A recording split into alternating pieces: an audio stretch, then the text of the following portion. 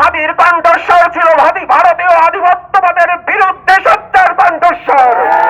ওসমান হাদির কণ্ঠস্বর ছিল সত্যি কথা কিভাবে স্পষ্ট ভাষায় বলতে হয় সেই সততার কণ্ঠস্বর।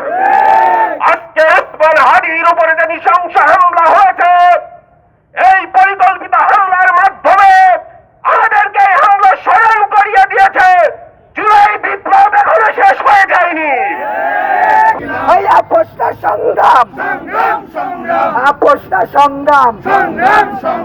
হাদির উপরে হামলা কেন? প্রশাসন জবাব চাই। হাদি ভাইয়ের কিছু হলে হাদির উপরে হামলা কেন? প্রশাসন জবাব চাই। হাদি ভাইয়ের উপরে যে হামলা হয়েছে, তাকে যেভাবে রক্তাক্ত করা হয়েছে গুলি করে, এর তীব্র প্রতিবাদ জানাই আমরা চুয়াডাঙ্গা জেলা সকল ছাত্র সমাজ। আমরা জুলাই বিপ্লবে দেখেছি এবং এই বিপ্লবকে যারা ব্যর্থ করতে চায় তাদের আমরা বিচার চাই। আমরা বলতে চাই যে স্বরাষ্ট্রমন্ত্রী এখন পর্যন্ত তার জায়গাতে বসে আছে, আমি মনে করি তার জায়গাতে বসার অধিকার নেই। একের পর এক জুলাই যোদ্ধাদের আক্রমণ করা হচ্ছে, কিন্তু প্রশাসন নির্দোষ। আমরা দ্রুত এর বিচার চাই।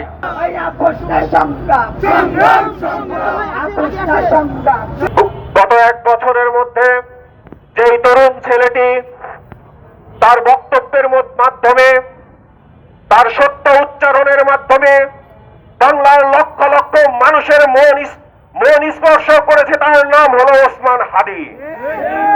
ওসমান হাদি, তার কণ্ঠস্বর ছিল বাঙালি মুসলমানের কণ্ঠস্বর। ওসমান হাদির কণ্ঠস্বর ছিল ভারতীয় আধিপত্যবাদের বিরুদ্ধে সত্যার কণ্ঠস্বর। ওসমান হাদির কণ্ঠস্বর ছিল সত্যি কথা কিভাবে স্পষ্ট ভাষায় বলতে হয় সেই সততার কণ্ঠস্বর।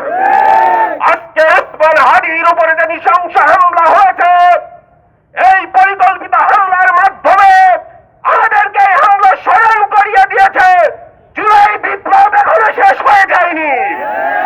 ঘরে ফিরে যাওয়ার সময় এখনো হয়নি। আজাদির স্বপ্ন হাদি দেখেছিল, সেই আজাদি এখনো পর্যন্ত আমরা পাইনি। হাদির উপরে হামলার, সেটা রাজনৈতিক হামলা হোক অথবা ভারতীয় আধিপত্যবাদের বিরুদ্ধে কথা বলার কারণে হামলা হোক, যে কারণেই হোক না কেন, এর স্পষ্ট দাগ ভাঙার জবাব যদি বাংলাদেশের প্রশাসন দিতে না পারে, তাহলে আমরা মনে করব এই প্রশাসন মেরুদণ্ডহীন প্রশাসন। সর্বোপরি সর্বশেষ আল্লাহ রাব্বুল আলামিনের কাছে দোয়া করছি হাদির জন্য। যদিও হাদি বলেছিল তার সেই বক্তব্য যে মৃত্যুর ঘোষণা জমিনে হয় না, মৃত্যুর ঘোষণা হয় আসমানে, এটা ছিল হাদির বক্তব্য। আল্লাহ রাব্বুল আলামিনের কাছে দোয়া করি, হে মাবুদ, আজকে যদি হাদির সময় শেষ হয়ে থাকে, তুমি তাকে শহীদ হিসেবে কবুল করবা। আর যদি সময় থেকে থাকে, বাংলাদেশের জাতীয় বীর হিসেবে আমাদের মাঝে তাকে ফিরিয়ে দিবা। সবার সুস্বাস্থ্য কামনা করছি। আসসালামু আলাইকুম।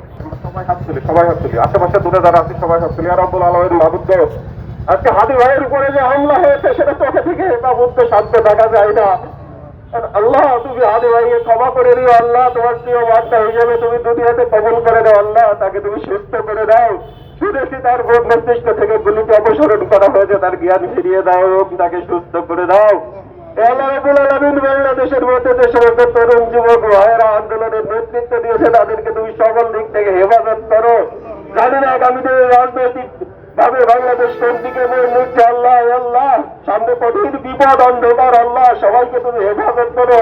রব্বুল আলামিন, আমরা দুর্বল। আল্লাহ, আমরা তোমার আশ্রয় চাইছি। আল্লাহ, আমাদের কোনো কিছু নেই। আল্লাহ, তোমার কুদরতি হাত দিয়ে তুমি আমাদেরকে সাহায্য করো। আল্লাহ, রব্বুল আলামিন, আজকে এই গণ মিছিলে যারা উপস্থিত হয়েছে সবাইকে তুমি কবুল করে দাও। আল্লাহ, যারা সাংবাদিক ভাইয়েরা আছে তাদেরকে তুমি কবুল করে দাও। আল্লাহুম্মা সুবহানাকা রাব্বিকা আম্মা ইয়াসিফুন ওয়া সালামুন আলাল মুরসালিন।